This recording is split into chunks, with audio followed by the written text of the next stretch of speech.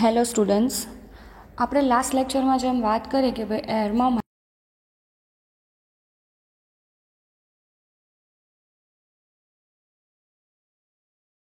નંબર્સમાં organism present હોય છે.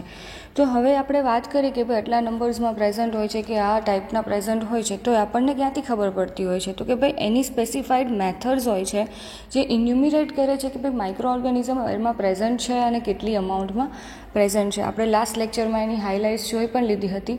તો આજે હરેક જે મેથડ છે ઇન્યુમિરેશન માટેની એ આપણે ડિટેલમાં શરૂ કરશું. સો ફર્સ્ટ મેથડ આપણે વાત કરી હતી કે ઇમ્પેક્શન ઓન સોલિડ સરફેસ. તો એમાં તમે ફિગરમાં જોઈ શકો છો કે ભાઈ આવી રીતનું એક સ્ટ્રક્ચર ક્રિએટ કરવામાં આવતું હોય છે. તો એમાં શું હોય છે, તો પહેલાં તો આ જે સ્ટ્રક્ચર છે કે જે આ આખી સિસ્ટમ છે એને શું કહેવાય, તો કે હોલેન્ડર એન્ડ ડાલાવેલી સેમ્પલર તરીકે ઓળખવામાં આવે છે. શું કામ? તો કે ભાઈ હોલેન્ડર અને ડાલાવેલી કરીને જે સાયન્ટિસ્ટ છે એણે આ સ્ટ્રક્ચર છે એ આઈડેન્ટિફાઈ કર્યું હતું. તો આમાં નોર્મલી શું હોય છે કે ભાઈ પહેલાં તો જે આ સ્ટ્રક્ચર છે એ આખું બ્રાસ કન્ટેનરનું હોય છે. એમાં રિમૂવેબલ જે નીચેનો બોટમ છે એ તમે જોઈ શકો છો એ પ્રેઝન્ટ હોય છે, અને ઇન્વર્ટેડ ગ્લાસ ફનેલ છે એ પ્રેઝન્ટ હોય છે. અને એની નીચે તમે પેટ્રી પ્લેટ જોઈ શકો છો. અને પેટ્રી પ્લેટમાં શું હોય, તો કે ભાઈ ન્યુટ્રિયન્ટ મીડિયમ કે ન્યુટ્રિયન્ટ અગાર છે એ પ્રેઝન્ટ હોય છે. બરાબર. હવે જે ફનેલ છે એ રબર સ્ટોપર થ્રુ ફિટ હોય છે. અને જે આપણે ફનેલની વાત કરી તો એ કઈ રીતે અરેન્જ હોય છે, તો કે અપ્રોક્સિમેટલી 1/2 લેવલ હોય જે પેટ્રી પ્લેટનું, એ રીતે એમાં અરેન્જ કરવામાં આવેલી હોય છે. અને જે પેટ્રી પ્લેટ છે એ ગાસ્કેટની મદદથી જે રિમૂવેબલ બોટમ હોય કે જે કન્ટેનર છે એની જોડે અટેચ હોય છે. તો હવે શું, તો કે જ્યારે આપણે આની પ્રોસિજર શરૂ કરવાની હોય છે કે જ્યારે એર સેમ્પલ છે આપણે આમાં પ્રોવાઈડ કરીએ અને એમાંથી આપણે એરમાં કેટલા ઓર્ગેનિઝમ છે એ કાઉન્ટ કરવાના હોય છે. તો એ પહેલાં આપણે જે આ ફનેલ છે એને સ્ટરીલાઇઝ કરવી જરૂરી હોય છે. એટલે જે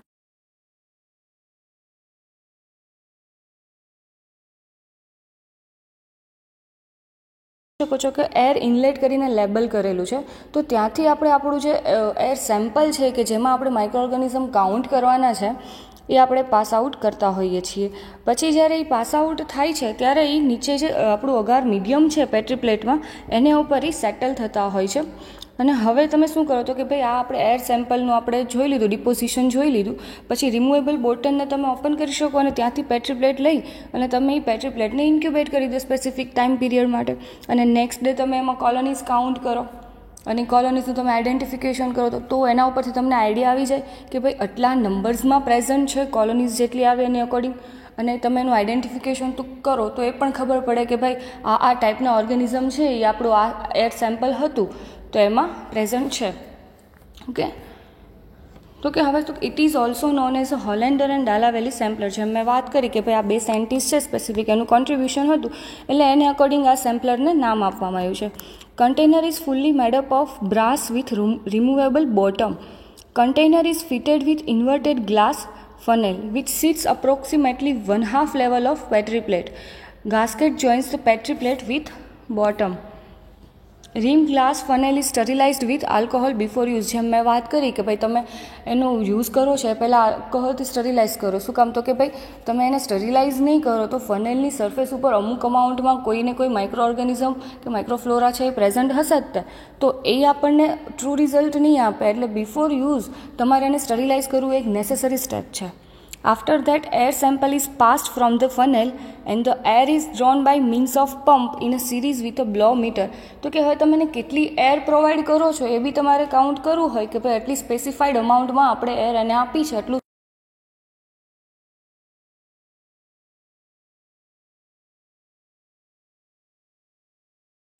In this type, suspended particle deposit directly on the solid surface. Solid surface એટલે કે આપણું ન્યુટ્રિયન્ટ અગાર છે જે પેટ્રી પ્લેટમાં એ. એટલા માટે આપણે આને ઇમ્પેક્શન ઓન સોલિડ સરફેસ કહીએ છીએ, કેમ કે અગાર આપણે મીડિયમ લીધો છે જે એક સોલિડ ફોર્મમાં છે. After that remove bottom and take petri plate. Then incubate petri plate and next day count the numbers of colony. The petri plate having agar medium is incubated until visible colonies appear. તો તમે એને એવું પણ કરી શકો કે ભાઈ specific time period માટે પણ રાખો અને અધરવાઇઝ તમને જ્યાં સુધી કોલોનીઝ છે વિઝિબલ નથી થતી ત્યાં સુધી તમે એને ઇન્ક્યુબેટ કરો. A sampling rate of 28 liters per minute was found to the most effective.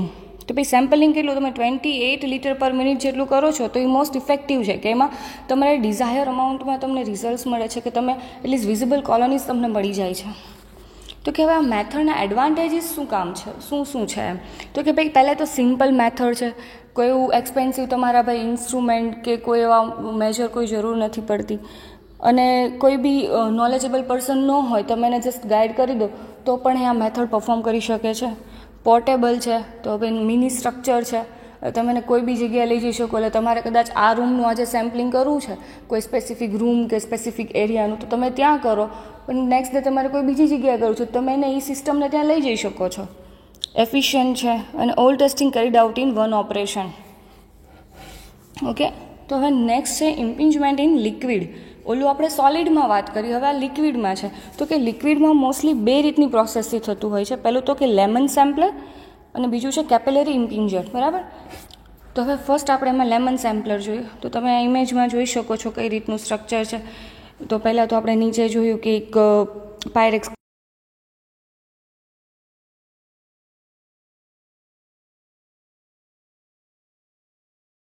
તો કે ભાઈ અધર જે આઉટર ઓલા છે એટમોસ્ફિયરમાં તો પ્રેઝન્ટ હશે જ માઇક્રો ઓર્ગેનિઝમ, આપણે એરની વાત કરીએ છીએ એટલે, તો એ આમાં ઇન્ટરફિયર ના કરે. આપણે જે સ્પેસિફાઈડ અમાઉન્ટમાં સેમ્પલ લઈએ છીએ એ જ એની અંદર ઇન્ટરફિયર કરેલ તમે ઓઇલનું આઉટર લેયર કરી દો છો. પછી એક તમે 6 હોલ બલ્બ કરીને સ્ટ્રક્ચર જોઈ શકો છો, જે ફોલિન એરેશન છે એની નીચે 6 હોલનું સ્ટ્રક્ચર હોય છે. પછી ઉપર બેફલ જોઈ શકો છો. તો બેફલ શું કરતું હોય છે મેઇનલી, તો કે કોઈ બી માઇક્રો ઓર્ગેનિઝમ હશે તો કંઈ સેપરેટ માઇક્રો ઓર્ગેનિઝમ ન હોય, એ બંચ ફોર્મમાં હોય છે, બરાબર, ક્લમ્પ ફોર્મમાં હોય. તો એ બેફલ્સ છે શું કહે તો કે ભાઈ એનું ડિવાઈડ કરે છે. સિંગલ ફોર્મમાં આપણને માઇક્રો ઓર્ગેનિઝમ મળતા હોય છે. ટુ પંપ જે લખ્યું છે ત્યાંથી એર છે એ એન્ટર થાય છે, બેફલ્સ છે એ એને માઇક્રો ઓર્ગેનિઝમને એને સિમ્પલ ફોર્મમાં કન્વર્ટ કરે છે, અને એર છે એ ઇનલેટ થાય છે ક્યાં, તો કે ભાઈ જે આપણો બ્રોથ છે એની અંદર. પછી જે ફોલિન એરેશન છે એ એરેશન પ્રોવાઈડ કરે છે ત્યાંથી. ઓકે, તો હવે આગળ આમાં પછી અહીંયા આપણે આશે જોઈ શકીએ છીએ કે મોઇશ્ચર કન્ટેન્ટવાળું મોનોમીટર ને એવું હોય છે, બરાબર. વોટર મોનોમીટર છે, બધાના સ્પેસિફાઈડ ફંક્શન છે. A sampler of this type of air is drawn through a very small opening or a capillary tube and bubble through the liquid. The airborne particles are wetted and entrapped in the collecting medium. Since the air is bubbled through the liquid, fragmentation of clump of organism will occur. The lemon sampler of a glass Folin aeration tube with a bulb at one end perforated by 6 holes છે, તમે structure જોયું. The tube is passed through a 2 holes rubber stopper and the bulb center near the bottom of the containing test tube. Contain તો જે બ્રોથ ભરેલી આપણી test tube હતી એ.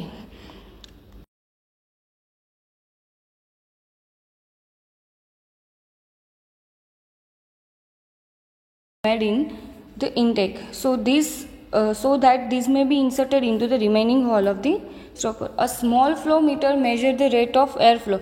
એમાં પણ તમે ફ્લો મીટર જોયું તો પણ એ પણ જે રેટ કરે છે એર ફ્લો છે એ, અને જેટલી એન્ટર થાય છે, તો અપર ઓપન એન્ડ હતો જે આપણે ઓલી સાઈડનો જોયો ફોલિન ટ્યુબનું ત્યાં. An air pump is attached in the existent end of the gel strap. The entire bubbler should be sterilized by autoclaving or by rinsing with 70% alcohol, and drying air drawn in the rate of 25 to 30 liter per minute is dispersed through 20 ml of broth. તો કે આને બી તમે use કરો છો એ પહેલાં sterilise કરવું જરૂરી છે. શું કામ, તો આપણે વાત કરીએ કે ભાઈ હરેક સિસ્ટમ છે એની સરફેસ ઉપર કે એટમોસ્ફિયરમાંથી અટેચ થઈને કોઈને કોઈ માઇક્રોફ્લોરા પ્રેઝન્ટ હોય છે. એટલે જ્યારે તમે યુઝ કરો છો અને તમારે સ્પેસિફાઈડ જે તમે સેમ્પલ લીધું છે એરનું એના જ કાઉન્ટ્સ જોતા હોય તો તમારે એને સ્ટરીલાઇઝ કરવું નેસેસરી છે. The broth containing 2 or 3 drops of olive oil to prevent foaming. એ ફોમિંગનું પણ પ્રિવેન્ટ કરે છે, કેમ કે એરેશન આપશે એટલે એરેશન આવે તો બ્રોથ આપણે એમાં ફોર્મ ક્રિએટ થશે તો આપણને જે એકચ્યુઅલ અમાઉન્ટમાં રિઝલ્ટ મળવું જોઈએ ન મળે. એટલા માટે ઓલિવ ઓઇલથી પણ આપણે કવર કરીએ છીએ. Room air sampler generally require about 300 litre of air for satisfactory result.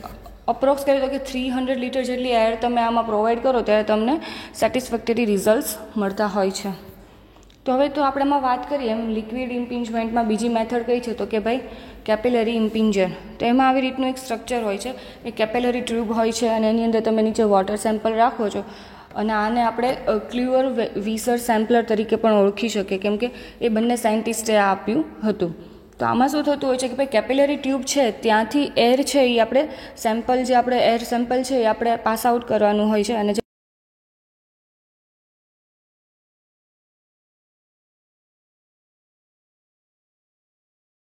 એ પછી એને તમે મોલ્ટન ન્યુટ્રિયન્ટ અગાર હોય કોઈ પણ એમાં એલિકોસને સ્પેસિફિક અમાઉન્ટમાં તમે એડ કરો અને પછી એનું કોઈ બી પેટ્રી પ્લેટમાં પોરિંગ કરો અને એ પેટ્રી પ્લેટને તમે ઇન્ક્યુબેટ કરો અને આફ્ટર ઇન્ક્યુબેશન તમે એમાં કાઉન્ટ્સ કરો તો તમને મળતા હોય છે કે ભાઈ આ તમારું સેમ્પલ હતું એની અંદર આટલી અમાઉન્ટમાં માઇક્રો ઓર્ગેનિઝમ્સ છે એ પ્રેઝન્ટ હોય છે. Kluyver and Visser found the capillary impinger sampler of Rosebury tube most efficient and satisfactory. The air is brought in contact with water through a capillary tube to break deep any clumps of bacteria. An aliquot part of water is mixed with melted nutrient agar in a petri dish. After incubation, the colonies are counted. The device recovers at last 99% of the spore of Bacillus cereus from artificially contaminated air. Okay. સો આપણે બે જે types છે એની વાત કરી, ઇમ્પિંચમેન્ટ in solid અને લિક્વિડમાં. હવે next જે બધી પ્રોસેસ છે સેડિમેન્ટેશન ને એ બધી આપણે નેક્સ્ટ લેક્ચરમાં ડિટેલમાં સ્ટડી કરશું. સો દેટ્સ ઇટ.